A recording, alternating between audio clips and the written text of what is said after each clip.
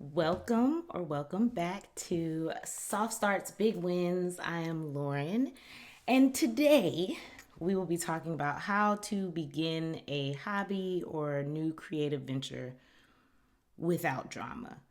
So, have you ever heard the saying, opinions are like buttholes, everybody's got one? Yeah.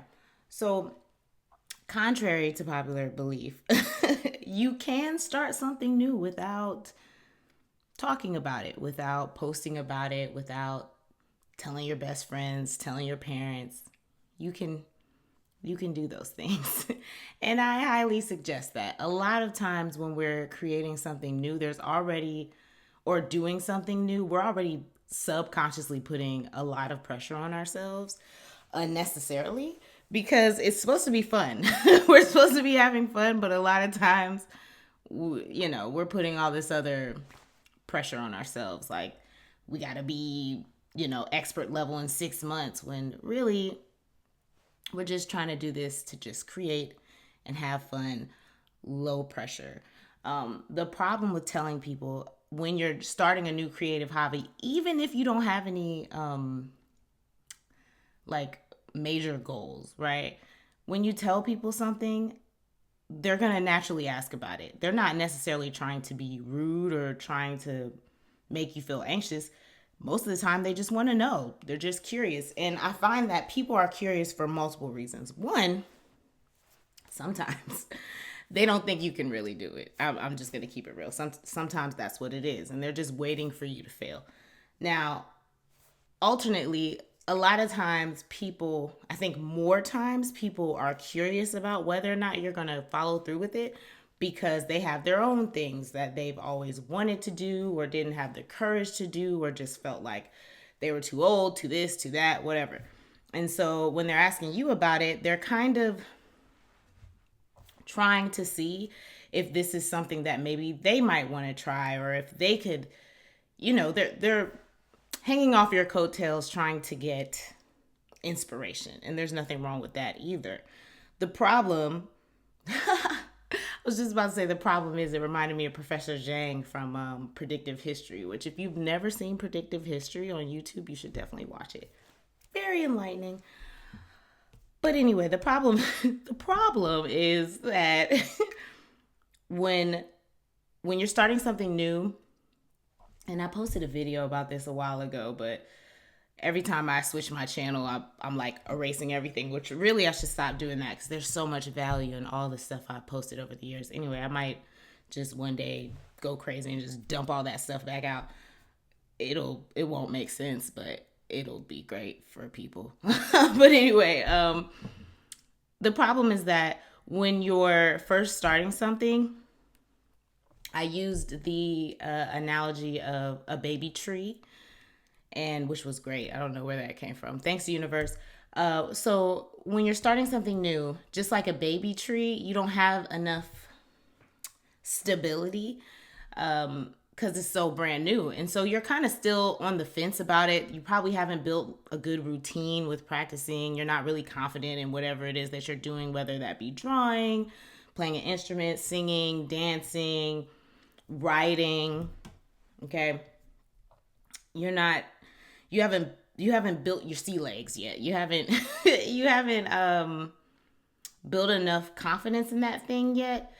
So whenever people ask you something like, "Did you practice today?" or "How's it going?" you're kind of every question, every inquiry sometimes kind of knocks you off, like makes you question, like, "Well, dang, I didn't practice today, so now I gotta practice." When the reality of it is, we're looking to find something, a creative hobby that brings us joy. Joy generally comes when it's like pressure free. Okay, think of the times that you've had joy. You weren't you weren't at a deadline most of the time. Most people don't find joy in being at the wire, being at the, having pressure. Okay, pressure and joy to me don't mix at all.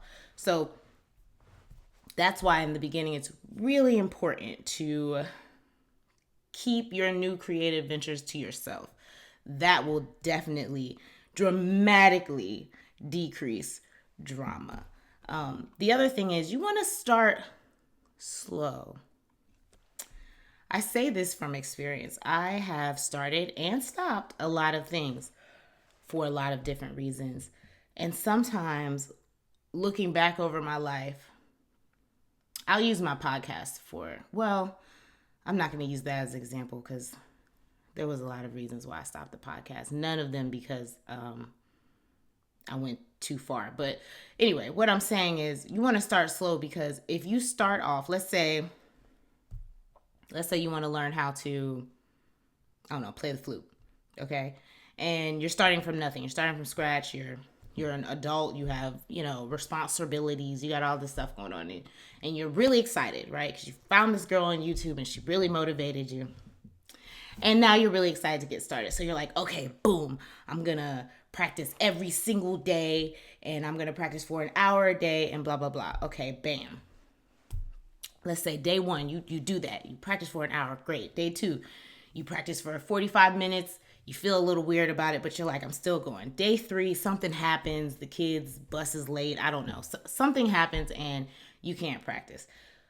You go to sleep that night and you're feeling defeated, which is crazy because the reality of it is this: you're starting something new.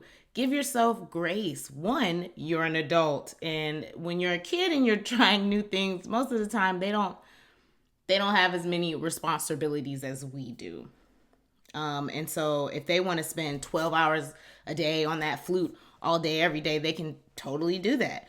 But you have other things to do. You might have work, school, wife and mom and, husband and father and, brother and sister and doing whatever in a relationship, doing your thing. Like you have people most of the time that rely on you or need something from you in some way. And so in the beginning, it's so important to set soft goals, soft starts. We're trying to start gently into this because the softer your goals, the slower you go, the more likely you are to continue. And what we want to do is we want to build this into something that becomes a part of your daily habits. Not that you have to do it every day, but it's your happy place. So if you can get there every day, beautiful. If you can do it for 5 minutes, that's great. If you feel like doing this hobby daily is something that you can do, I would suggest not doing more than 20 minutes a day in the beginning.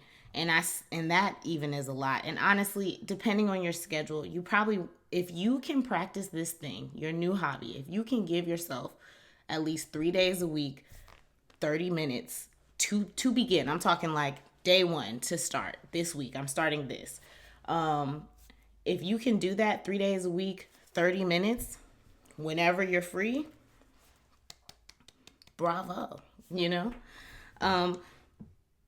So what was the name? Oh, these are my tips for now on how to begin a hobby without drama. The other thing is, as far as editing and stuff like that, if I can keep it real with y'all, I love editing audio. I love editing my podcast. I love that. Like, I could edit for 6-7 hours and be fine. The video, not so much. So I will most likely I'm playing with the idea of recording these live and then just taking questions or whatever people want to talk about. We'll figure it out as we go. I'm trying to do a lot less pressure things and build more of a community because I have been hiding for several years now. And so the universe, my God, spirit, ancestors are really encouraging me to put myself out there. So I will be most likely recording at least one live a week. All the videos won't be live just because, scheduling XYZ, you got to make sure, it's quiet, blah, blah, blah.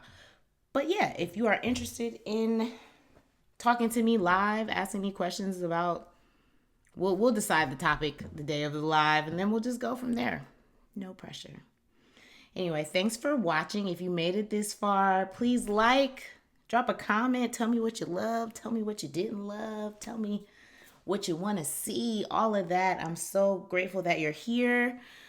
I hope I said my name this time. If I didn't, I'm Lauren. But anyway, I'll see you next time.